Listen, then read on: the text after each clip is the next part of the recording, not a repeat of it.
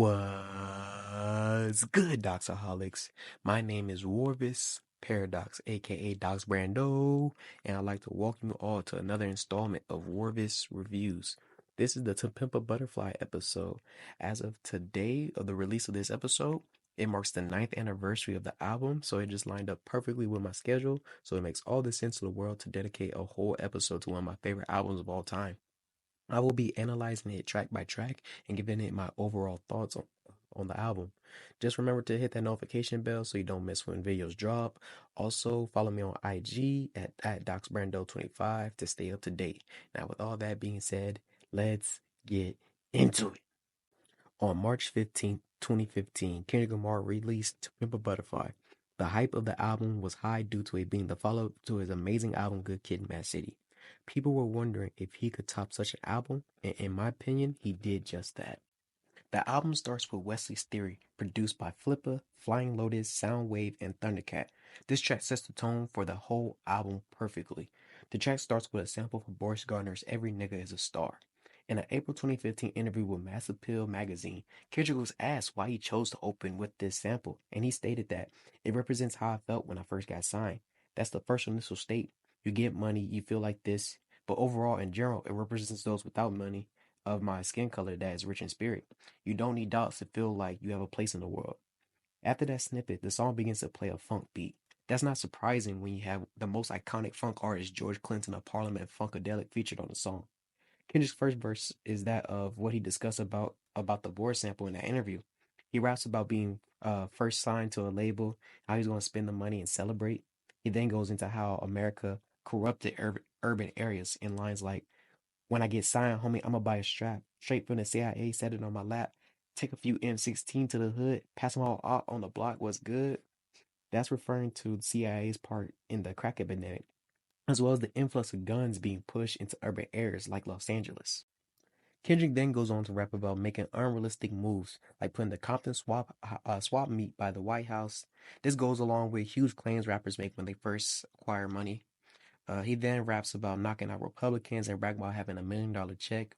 The $1 million check line, I interpreted it as, highlighting the lack of knowledge that some people from urban areas have about money because they think money just solves all problems. So having $1 million check sounds good, but you add in taxes and all the other things, then you realize you don't really have too much, and then that's without the government getting you for any other things to take more money from you.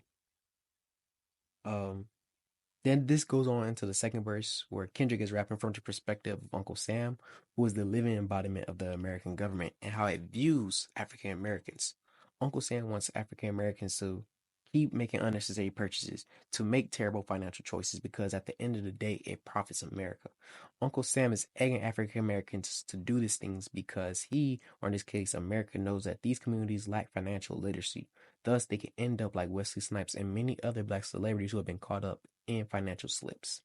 Wesley is just the poster child of this due to serving a 3-year jail sentence from 2010 to 2013 for tax fraud.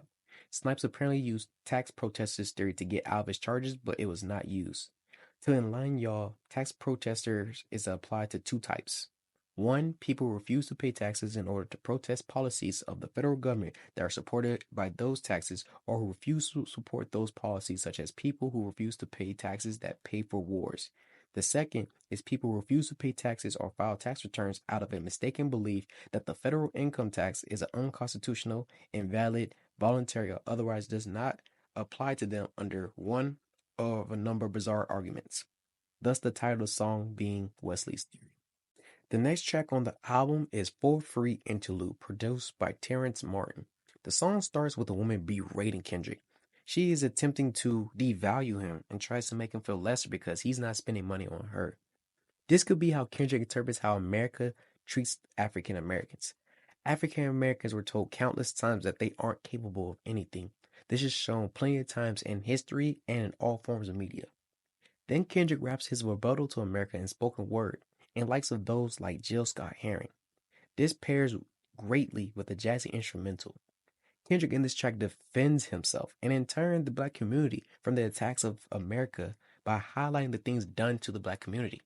America has been using the black community for their benefit, and now in turn, America owes the black community with interest. Throughout this whole song, Kendrick has continually exclaimed, "This dick ain't free." This sentiment means that he will no longer be used by America. He will get what he's owed. This song ends with America saying it's going to tell Uncle Sam about what Kendrick said and that he ain't no king. A perfect transition into the next track, King Kunta. King Kunta was produced by Soundwave with additional production by Terrence Martin. This is one of my favorite songs on the album. They created such a funky, upbeat song where Kendrick gets to talk his shit. Before I get into the song itself, I must speak on the title. For those who do not know, King Kunta gets part of his name from the character Kunta Kinte from Roots. Roots was a novel turned television series about Kunta Kinte, an African who was captured and brought to America as a slave. Roots goes on through Kunta's story as well as his lineage. In the series, Kunta got his right foot cut off after many failed attempts of escaping slavery. This was a common punishment to stop slaves from running away. Now, to relate that to the song's chorus, "Bitch, where you I was walking. Now I run the game, got the whole world talking King Kunta. Everybody want to cut the legs off of Kunta. Black man taking no losses." Kendrick is saying where was everyone before the money and the fame? And now that he's running the rap game, people want to stop him from staying on top. Within this song, Kendrick constantly brings up yams. He is not referring to actual yams. Yams in this case can refer to drugs, power, women, basically anything that can be addictive. Earlier, I stated King Kunta is a song where Kendrick was talking his shit, meaning it's a brag rap track, but not in the ordinary sense. He raps about other rappers needing ghostwriters while he doesn't, as well as being true to himself rather than selling out for profit. He made it out of Compton, but the rap game is another jungle in itself, but regardless of all that, Kendrick is still king. Institutionalized, produced by Tommy Black and Raw follows King Kunta. This song is an underrated track in my opinion. This song is about the perception of those from the hood have about Kendrick and the mentality they still carry from their environment. Kendrick raps about how his hood, his upbringing are still on his mind. And still, even though he's left that space and he's in a different place now, he still, constantly thinks about everything he's been through. Kendrick tries to show he still got love for the hood, and especially his homies, even bringing them to the BET Awards. But the old homies are thinking about robbing folks at the awards show because there's so much going around that they're not accustomed to. The second verse is from the viewpoint of one of the old homies who's trying to defend them and their scheme by saying it's because of the habits and the traits that they learned from their environment. They have been suffering while the rich have just been flashing their wealth around. It's like putting meat in front of a hungry dog. He's wondering like can you expect them not to do anything? And then I think the hook says it best when it says, shit don't change until you get up and wash your ass. Meaning meaning nothing will change if you don't do it for yourself. Kendrick still has the knowledge he has learned from growing up in Compton, but he has changed based on where he's at now. This is different compared to his old friends who are still in Compton. Bringing them to the BET Awards is not going to change their way of thinking, especially when they know they eventually have to go back to that same environment. The next track is These Walls, produced by Terrence Martin, Rance, and Soundwave. The song is upbeat and something that you can groove to until the fourth verse starts to come up. It slows down just a little bit. It slows down a little bit. The song is about a woman and her walls, referring to her vaginal walls, needing attention, but her lover is incarcerated. So she's trying to stay loyal. She's trying her absolute hardest not to cheat on him, but she has her own desires and he's going to be away for some time. So what else can she do but cheat? So she chooses to cheat on him with Kendrick. Now, Kendrick knows that she is using him just to satisfy, her needs, but it turns out he's been using her as well. In the fourth verse, the walls become cell walls, the cell walls of her lover. And the twist of the song is the lover is actually the killer of Kendrick Lamar's friend from Sing About Me. Kendrick is getting revenge by having sex with the woman of his friend's killer. The only woman, the only person that cares about this dude that he despises for taking his friend away. It's a gem of a track. I think he did a great job with storytelling. And again, the production on it was done extremely well. You is one of the best songs on the album and it cuts deep. It's produced by Taz Arnold, Huari, and Soundwave. The song embodies his depression and his regret. The first verse is Kendrick attacking himself. He questions the power of his influence because he was able to rap to thousands but couldn't reach his sister who ended up being a teen mom. In the second verse, Kendrick talks about the regrets of not being there for his friend before he died. He even left them in Compton while trying to make it big. He regrets the death even more because he FaceTimed him while the person was in the hospital. And instead of going to see his friend, he ended up not making it. So instead of seeing him for the last possible time, he, just thinks about, he chose like the easy way out. In the third verse, Kendrick continues to berate himself while drinking, causing him to be even more depressed. The song ends with him saying money can't stop the thoughts of suicide. I think this is very powerful because when I first hear it and when I hear it to this day, I always think of people like Robin Williams, someone with so much money, seen as a happy person, loved by a lot of people, but still battling depression. Money doesn't fix all problems, especially the intrapersonal ones. All Right is one of the biggest tracks on the album. Produced by Pharrell Williams and Soundwave, this high energy track is one that is about hope. Following the depressing song of You, All Right is a song for overcoming the pain. The first verse is about people, America, looking at him as nothing more than a resource, as well as him admitting to his sins, which includes, dabbling in painkillers and women. But he is okay with all that. And, he's okay with what happens afterwards. He doesn't want anyone to get involved with the karma he has coming to him. With the pre-chorus, Kendrick states that even when hurt, even when our pride is down, even though the police want to kill him, meaning just, the black community as well, and, but no matter what, Kendrick says we're going to be all right. The hook, we going to be all right, is so powerful and I guess famous now because looking back at history, African Americans have suffered so much and ever since the beginning of our time being here. But our ancestors always had faith that things will get better. This sentiment was passed on and is embodied into this track. The song became the anthem for Black Lives Matter. So much death due to police brutality was happening then and still now. But back in 2015, the people in those marches, those protests, used this song. It is a moment I will never forget. In the second verse, Kendrick introduces the character Lucy. Lucy, like Uncle Sam, is egging him to spend money and commit sins. Kendrick raps about being able to know right from wrong, but chooses to ignore it and still commit the sins. With Lucy's influence over him, Kendrick's greed is limitless, and he feels like he can't be saved. Yet in the last line of the verse, he states he's using his songs to admit his wrongdoing, and he's going to continue to do this until he's right with God.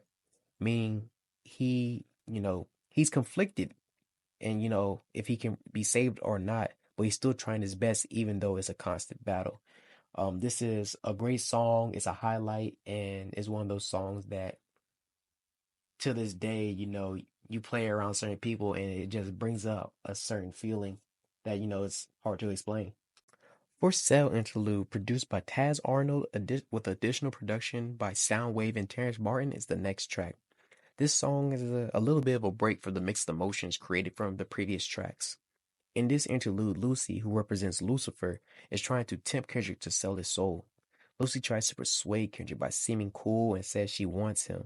She whispers promises to him, says that even though he tried to talk to God, he will still pursue her because she is enticing.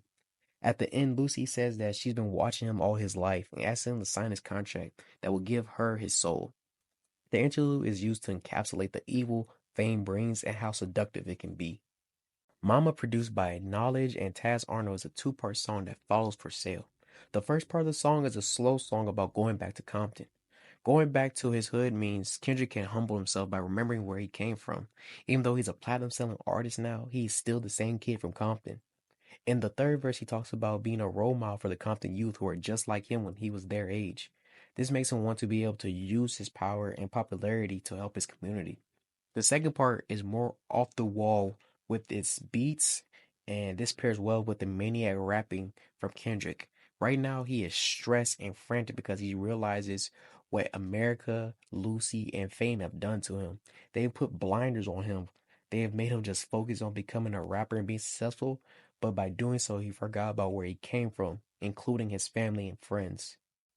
The next track is Hood Politics, produced by Tay B, Soundwave, and Thundercat, as well as being one of my favorite tracks on the album. This song is truly addictive to listen to because the hook is just infectious, you know. I've been A1 since day one, you niggas boo boo. Your homeboy, your block that you're from, boo boo. Little hoes you went to school with, boo boo. Baby mama and your new bitch, boo boo. This song is just number one, I just love that hook. And, you know, if you tweet that out on Twitter sometimes, depending on who sees it, they will go back and forth with you on finishing the hook, which is just fun to do. Um, but to go over what the song is about, it's about the politics of not only urban areas, but as well as, you know, politics in America, as well as in the media. Now, in the first verse, Kendrick is rapping about how he has to be on his shit because he has people who have died that he knew personally that he could have died with them in certain situations. So he has to become a success, and becoming a success is not just acquiring the wealth. It's about acquiring it while staying true to oneself and not faking the funk like other rappers. And this he ends this verse by talking about how, you know, if all the gangs and all the different minorities, you know, united, if they clicked up, then they will be a force to be working with. Now, the second verse is more about, you know, the politics that stem from America, you know, things like ambulances, slow response time when a call comes from urban areas. It is, you know, a known saying amongst African Americans and other minorities that, you know, if you call the ambulance, they're going to be very late and the person could already be dead by the time they get there. This sentiment is shared by Flavor Flav on his song 911 is a Joke. Then Kendrick alludes that Congress is a gang in itself, stating that from Compton to Congress, set tripping all around, ain't nothing new but a bunch of new Democrats and Republicans, red state versus a blue state, which one you governing? Kendrick is saying that he sees no difference between those in Congress and those in the hood because both use politics, and most of the time the politicking that's going on is some bullshit. In the third verse, Kendrick says in an iconic line which goes, "Everybody want to talk about who this and who that, who the realest and who whack or who white and who black. Chris want to mention that they missed when hip hop was rapping. Motherfucker, if you did, the killer Mike will be platinum." Kendrick is talking about the politics of the media, in particular those who want to speak on hip hop. He's saying that if they truly cared about the culture and lyricism, someone like Killer Mike would have been recognized and been given accolades. He continues to say that the media has no right to ask about his personal life, especially about people in his life that are just regular and never been in the limelight. And also not to, you know, ask about, you know, the people he has problems with because he wants to keep those things, you know, where they should be out of the public's attention. And the only thing that he thinks they should be asking about is his power, and that power being his voice. Towards the end of the verse, Kendrick raps about how he has the backing of the West Coast and can make the call to get everyone in the West involved with any problem he has. But this will be making history repeat itself. This part is about the West versus East beefs of the 90s, which was fueled and fanned by the media. The beef was originally between two men, but because of the media, it became the war of two coasts. The verse ends with Kendrick talking to Jay Z, saying how it's funny how one verse could fuck up the game. This is referring to his control verse, where he called out rappers to get them to be, you know, A1 and just get them right because he wanted to he wanted to bring back the competitiveness of hip hop. But many, including those not mentioned in the song, took it as a diss. So it's kind of crazy how everything panned out. But again, one of my favorite tracks, it just bumped, and you know, I can't help to sing the song. And to prove how infectious it is, I was playing it out loud earlier today, just listening to it constantly. And my mom goes, damn it, Sean, you got me seeing boo boo in here. And I thought that's just something funny to mention. But yeah, of course, this is one of my favorite songs on the album and could be one of my favorite Kendrick Lamar songs of all time. How Much a Dollar Costs, produced by Love Dragon, is not only one of my favorite songs on the album, but it's one of my favorite Kendrick songs ever. The song meant so much to me that I jumped at the chance to write a paper about it during my first year of college. How Much a Dollar Costs is about Kendrick Lamar's experience with a homeless man while in Africa. At a gas station, a homeless man asks Kendrick for $1, but Kendrick tells him no. And then this in the second verse, Kendrick starts, to get angry from the homeless man, because he just keeps staring at him, and he feels like the homeless man is trying to guilt trip him, and the homeless man just, continues to like be polite about it, and then he mentions, he asks the question, have you ever opened up Exodus 14? A humble man is all that we ever need. And if you're not familiar with the Bible, Exodus 14 contains the story of Moses, a humble man that was able to lead his people to sleep/freedom by parting the Red Sea to escape Egypt. The homeless man is trying to get Kendrick to be like Moses and help his people, but Kendrick can't see that because he's so blinded by greed. Now, the homeless man continues to ask Kendrick, even though Kendrick's response has been the same. In the last verse, Kendrick starts to question himself. He begins to feel guilty about why he's thinking so much about a single dollar. Why can't he just pass it on? But then he goes back to thinking that his selfishness is what got him in the place he is now. So why should he help this bum? He starts to create excuses for not giving this homeless man money, like trying to say that he's trying to hustle Kendrick, or he's trying to just spend it on alcohol to just ruin himself. But then the homeless man says, know the truth, it'll set you free. You're looking at the Messiah, the Son of Jehovah, the higher power, the choir that spoke the word, the Holy Spirit, the nerve of Nazareth. I'll tell you just how much a dollar costs. The price of having a spot in heaven. Embrace your loss. I am God. Because of how he was brought up and how Lucy has corrupted his mind, Kendrick chose greed over God. At this moment, Kendrick has now missed out on going to heaven, and in turn condemning himself into eternal damnation. The outro from Ronald Isley ends the song by saying, I wash my hands, I said my grace, what more do you want from me? Tears of a clown, guess I'm not all that was meant to be. Shades of gray will never change if I condone. Turn this page to help me change, so right my wrongs. Um, I see this as Kendrick praying for forgiveness. He now understands that he was being foolish and greedy, and he's hoping that one day he can amend the mistake he made to get that chance to get into heaven. Completion, a Zulu Love, produced by Thundercat and Soundwave with additional production from Terrence Martin and Antidote. The song is about overcoming the damage done from slavery, white supremacy, and Willie Lynch 3 to the black community. These things have caused internal disputes within the black community that are still apparent. The concept of light skin versus dark skin is not just an American problem, but a global problem. Shade of skin has caused issues that should not exist. Kendrick raps about how all shades should be united and not against one another, and all shades that are beautiful, regardless if you like black or, all those in between. Now, this is followed by an exceptional guest verse from Rhapsody. In her verse, she raps about accepting who you are, loving not just yourself, but your people too. Her final lines are so impactful to me just because, just what she says, just off the line saying that call your brothers magnificent, call all the sisters queens, we all on the same team. Blues and Pyrus, no colors ain't a thing. She's saying that, beyond it's beyond gang colors. Gang colors don't matter. Different shades don't matter because at the end of the day, we are together, we're African Americans, we're going through the same struggles, and we don't got each other's back, then who will?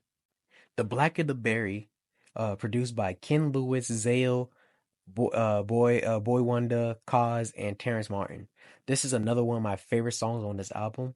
This song is upbeat and in your face like the lyrics coming straight from Kendrick Lamar. The song is a furious Kendrick being angry at racist white America as well as himself. In the first and third verse, Kendrick says, I'm African American, I'm African, I'm black ass, and then he makes a comparison to how black he is. A clever one is when he said, I'm black as a heart of a fucking Aryan, referring to the Aryan Brotherhood, a white supremacist prison gang that kills people from other races just because they are different. Kendrick is saying he is black as the hearts as the people that despise him the most. Another one is I'm black as the name of Tyrone I'm black is the name of Tyrone and Darius. These two names have become stereotypical for black men, but the irony is that these names have no black origins. Tyrone is an Irish name and Darius is a Persian name. But like many stereotypes, these names were just pushed onto African Americans, and it became the truth white Americans believed. In each verse, Kendrick starts by saying he's the biggest hypocrite of 2015. It is not until the last verse when we find out why he's been saying this whole time. After listing the things he could do to show that he's pro-black slash, be as stereotypical as possible, he said, "Why did I weep when Trayvon Martin was in the street? When gangbanging made me kill a nigga blacker than me, hypocrite." By killing another black man, he is no better than the racists that kill black people. He has all this rage, but he can't condemn them just because he's also fulfilling their wish, which is the death of more black people.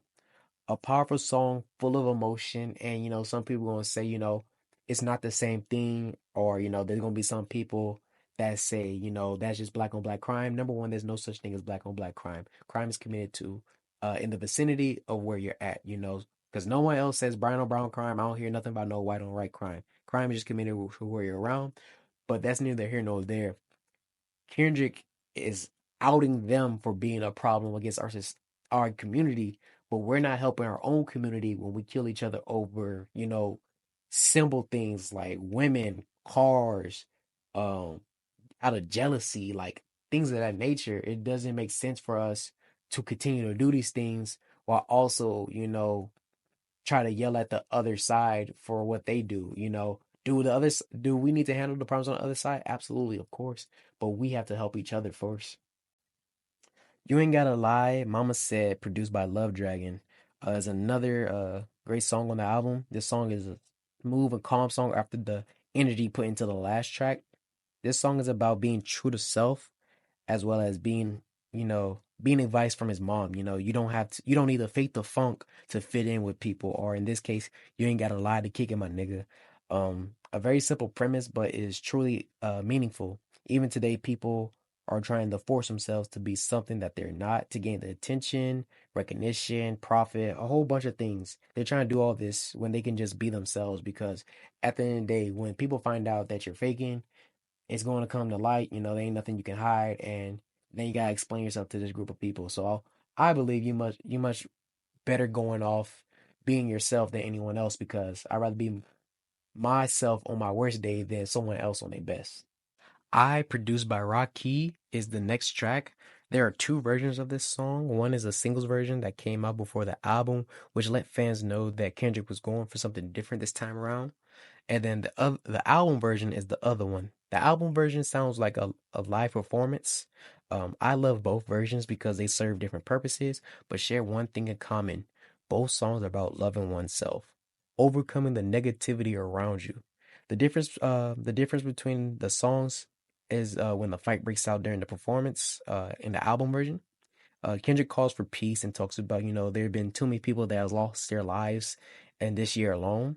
So, he's just trying to calm people down, and he just ends the song with a acapella verse about the N word, something he learned from Africa and how it translates to African Americans and their struggles and a possible solution. Mortal Man, produced by Soundwave, is one of my favorite closing tracks of all time. It's just a masterpiece. The refrain is infectious and thought provoking. When shit hit the fan, is you still a fan?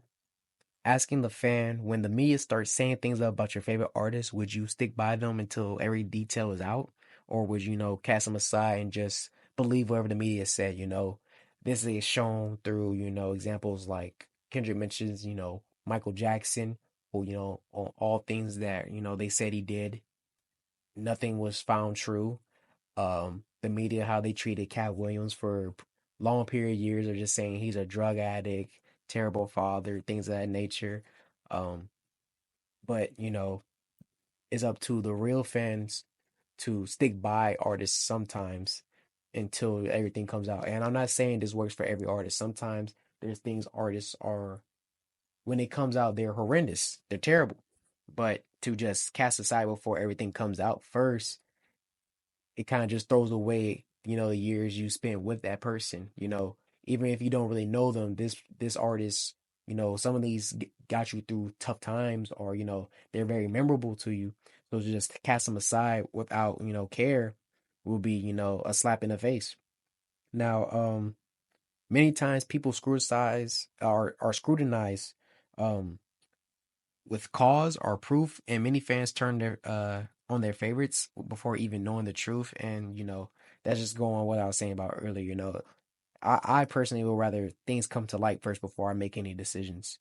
Now, this goes well with the chorus, and the chorus being, the ghost of Mandela. Hold my flow stick propelling. Let these words be your earth and moon. You consume every message as I lead this army. Make room for mistakes and depression. And with that being said, my nigga, let me ask this question. Kendrick is saying to his fans, you're going to have to understand that he's human and he's going to make mistakes. And just like them, he is trying to do his best, so they got to understand, give him some grace. Now, throughout the album, Kendrick has been reading a poem, and each song has a piece of this poem, and the next song that has a piece of it adds another few lines to it. So after, he's finished the first part of Mortal Man, he begins to recite the poem, but this time he recites it to its completion. After he's done, Kendrick begins to ask a person a question. The person that responds to Kendrick is Tupac. Tupac, like literally Tupac, and it's like when you first hear it, it's crazy to hear because it's like he's there in the studio with them. So to get past that, Kendrick begins to have a back and forth dialogue with Tupac about beliefs and viewpoints of society and things of that nature. And then Kendrick then reads Tupac another poem that he has, and the poem is about itself is the title of the title track of the title of the album, um, and it goes through the narrative of the whole album. The points of each song, and how each point has been prominent through each track as he's going through this new poem. Then the poem ends with Kendrick asking for Pac's thoughts, and Pac goes silent. He doesn't get a response. The gist of the poem is about the caterpillar being born in a hostile environment and having to learn the ways to survive. And the caterpillar notices how the butterfly gets attention and recognition. And the butterfly represents, talented people, people that, highlight themselves, things of that nature. And, the caterpillar is envious and jealous and wants to, figure out a way to capitalize on the butterfly. So the caterpillar goes into a cocoon, and that institutionalizes him, and it keeps him locked in with his own thoughts, of all these negative thoughts that he's having, the jealous emotions, things of that nature. But while he's in the cocoon, he begins to think positively, and years go by, and he's thinking about going back home to help other caterpillars so he can escape the cycle. And by wanting to go back, he escapes the cocoon and becomes a butterfly. So he's able to pass on the wisdom that he lacked early in his life. Um, I think it's a beautiful poem. I think it's a great metaphor. Um, it's just something that was so masterful with the storytelling and shows how creative Kendrick Lamar can be. And this track, regardless how long it is, I know some people just like the first half, just the song part of Motor Man, but this whole song is just so incredible. And regardless how I feel on any day, I give it some respects. I'm going to play the whole damn song. This album means the world to me. It is the only album I own that's vinyl. And when it first dropped, I did everything I could to go buy that first CD. The storytelling, the lyrics, the production, even the cover have impacted my life dramatically. The cover alone, I interpret it as representing unapologetic blackness. Just regular black folks flexing for the pick the best way that they know how. Listen to this album again for these last few days just to get into the mindset to write this script. Um, it brought so much joy back, and it's something that it took me back to when I first listened to it, and listen to it now. It just 9 years later, it's still one of my favorite albums of all time, and it just aged gracefully, and it just continues to help me just like understand certain things about life. And makes me want to be better as a person. But with all that being said, did you agree with what I said about the album? Do you have a different opinion about To Pimp a Butterfly? Or better yet, what's your favorite track? What's your favorite Kendrick album? Please drop all these types of comments below because I truly want y'all thoughts. Remember to like and subscribe to help your boy out. Share with others so more people can join the party. And I truly appreciate y'all support and love y'all for it. Thank you for watching, and I'll see you again for another Rorvis Reviews. Peace. Do doom doom doom doom do doom do doom do doom do doom.